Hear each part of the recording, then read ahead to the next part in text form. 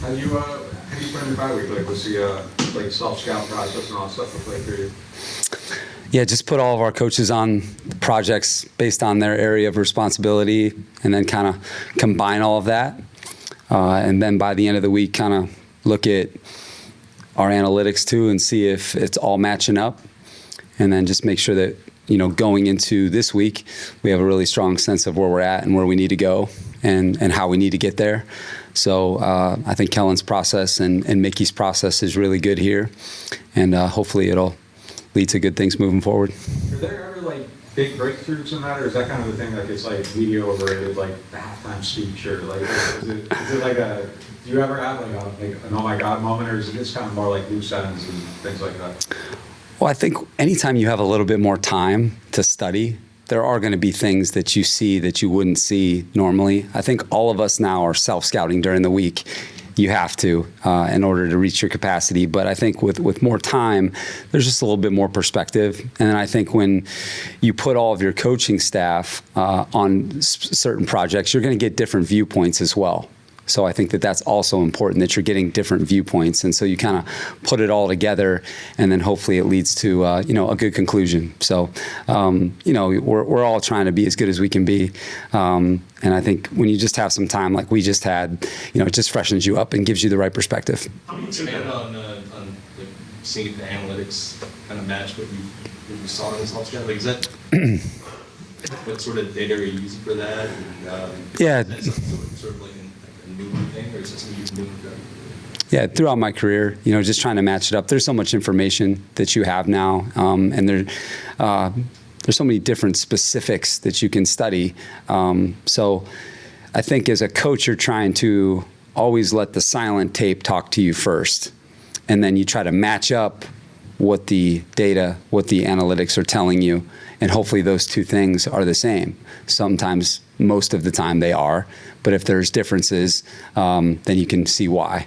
And so I think that, that's the great advantage that you have when you can study the numbers, because it goes both ways. You have to use both things to truly study yourself. And, I think that we do a good job of that here.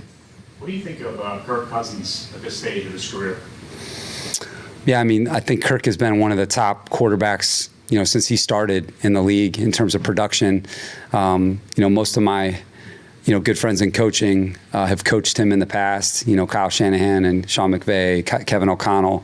I've had to face him several times at other spots.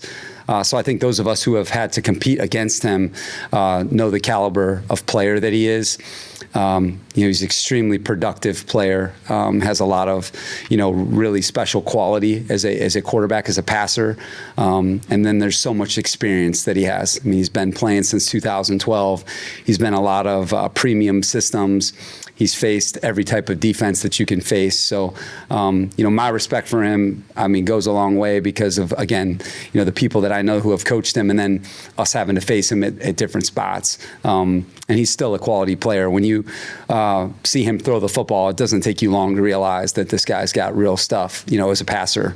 And then when you factor in all the experience that he has, he's always been a very, very dangerous quarterback. Wondering how, you guys have faced so many top teams this season, the Patriots, the Rams, the Seahawks. How do you think that shaped the defense based on the quality component and learning from those? Yeah, I think in a big way. I think battle tested for sure. And both, I think, in the types of teams in terms of the quality of the players and then the quality of the offensive coaching. I think it's been premium through 10 games. So I think our guys have gotten a really good taste of what it's like to compete at the highest level. So I think hopefully, that experience and that battle tested will help us, here in the second half of the season. How much of the run defense performance against Carolina was, you guys just brought it on that day and had a good performance, or you had identified some things going into that game that you thought could improve your run defense? Yeah, Mike, I think that we just built on our performance throughout the year because I think it had been really solid. I think what was special about that performance, a special run performance was that, our tackling was the best it's been all year. And if I had just one thing to say, our tackling was elite in that game. And a lot of it was because there wasn't a lot of space in the tackles, And so I think our guys did a really good job at the point of attack in that game. And then we had a lot of 2 guys, 3 guys on the ball carrier where you didn't get these individual tackles against a special runner, because he's really good. And so is Chuba Hubbard. He's really good too. So it was just a really, I think, quality performance by the whole group. And that's why I think you saw the performance. It was quality by everybody for all 4 quarters. The seeing what Bryce Young did the week after, does that make you appreciate your performance even more? Definitely. It's just the league. It's just so hard every week. And I think what Bryce was able to do says a lot about him, because he's a good player and he responded from a tough day and then had a big day. So all of us in this league have to have our edge every week, because every week anything can happen. And so I felt like our whole team against Carolina had the right edge, all 3 phases of our team, and it was definitely our best performance of the season. What was the kind of reflection of, okay, there's a couple instances where you fire off the field or get a blocked field goal, then you have to come back. I kind of just feel like the group responded to those situations, obviously forced a couple of turnovers. Yeah, definitely. I think one of the quality aspects of our defense so far this year, and in the bye week, looking at the self-scout, has been our sudden change defense. I think we've been quality all season, but particularly in that game, that one sequence, we took points off the board. And that sequence, blocking a field goal, but then getting the takeaway after it, that was a huge sequence because they probably have their field goal there, and then that game would have been tight.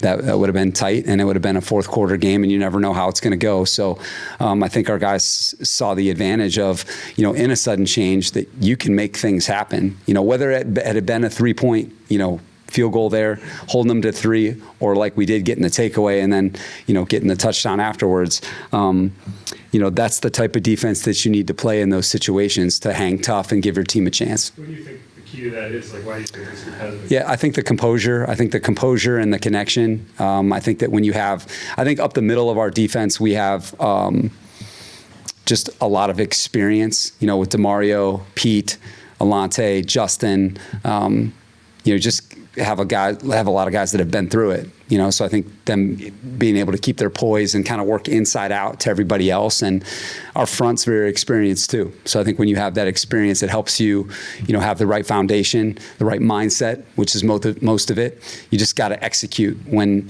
the time is tough. You got to execute and keep it simple. You can't try to force something to happen. And I think having experience really helps with that. I did my next-gen level research here. You did get to face Tyler Algier as a rookie, and this will be your first time going against Bijan. Is it the toughest duo you think in the league? One of them, yeah, because I think, like you mentioned, Algiers is a hell of a player. I think he's very underrated, kind of in maybe a similar way that Rico was, coming out of Dallas, but I think the people that have played against Tyson have that big respect for him as a back. He's just playing with, Bijan, who's one of the top runners in the league and one of the top players in the league. So it's definitely a dynamic tandem, and they complement each other, extremely well. And then they play them together quite a bit, which I think is the sign of a great tandem, so definitely one of the strongest points of their team. Kevin specifically mentioned offensively, they knew they were taking a lot of sacks on 2nd down, but once he had the time on the bye week to sort of look, they were setting themselves up for 2nd and 9s. Was there anything over the bye when you gave them the time to contextualize a little more you feel better about coming out now? That we feel better about?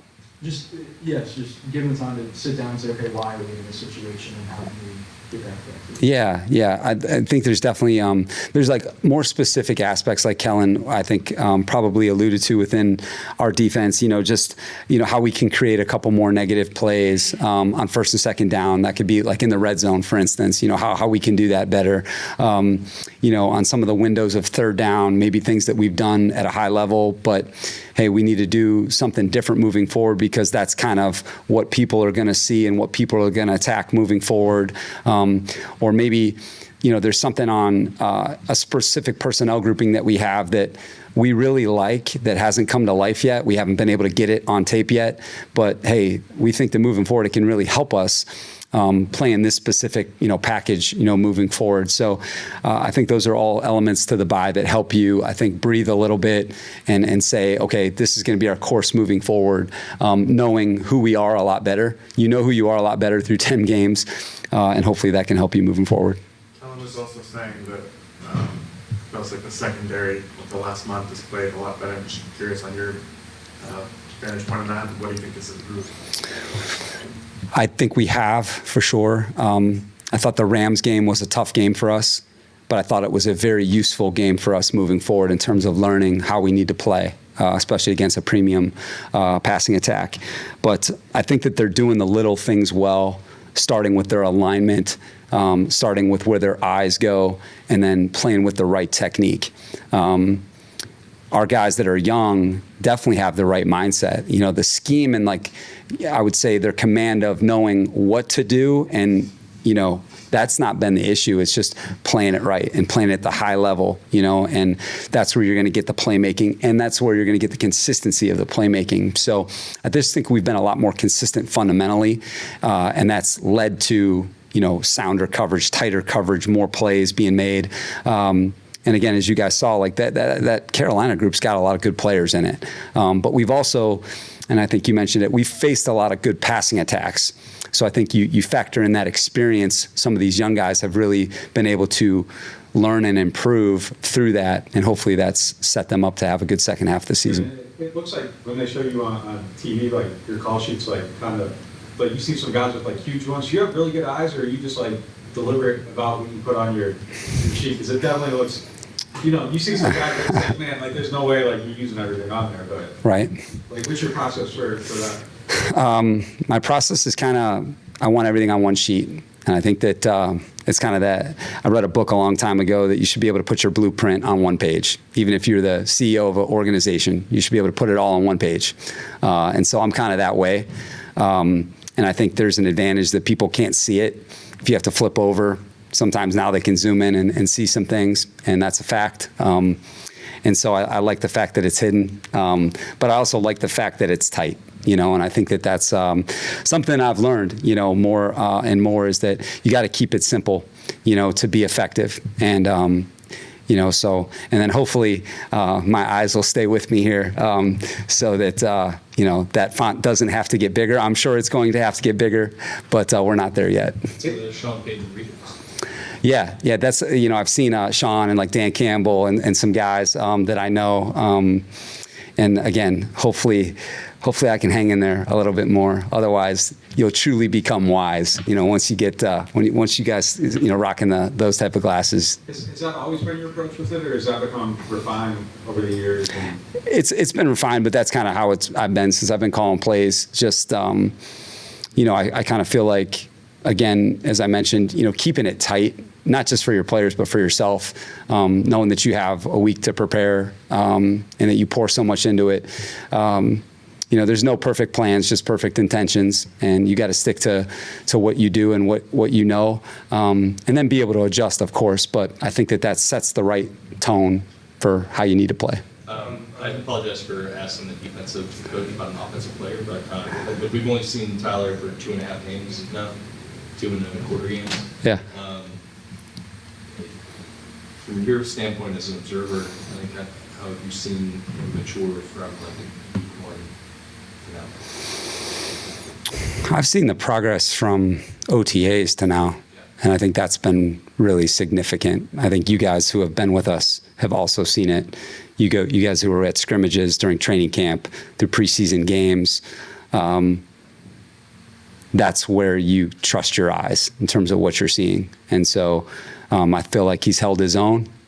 And I felt like last game was kind of a cool breakthrough that every young player needs to feel it, and for everyone else to see it and feel it.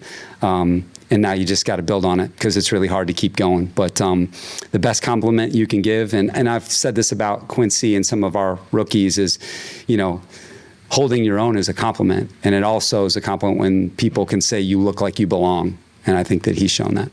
On fumble recovery, Alante rather than jumping the ball. Yeah. Go off Coker? Like, is that how you coach it? What was your- Oh man, such an awesome, cool, like heads up, heady, situational play. You know, Kellen showed it to our team, and hopefully people are showing it around the league. Just a super heady play by him to see that the ball's on the deck and that guy's going to try and get it, and I can't probably scoop it, so I can prevent him from scooping it. And then now I allow my teammates to go make the play. It was just such a heads up play. One of those like glue guy winning plays that us coaches, you know, love to teach off of, but a huge moment in the game, because if he goes to gets it, you know, kicks it, whatever, maybe that guy gets it, something bad happens. But, you know, Alante really capped, I think, a special performance with a super heady play.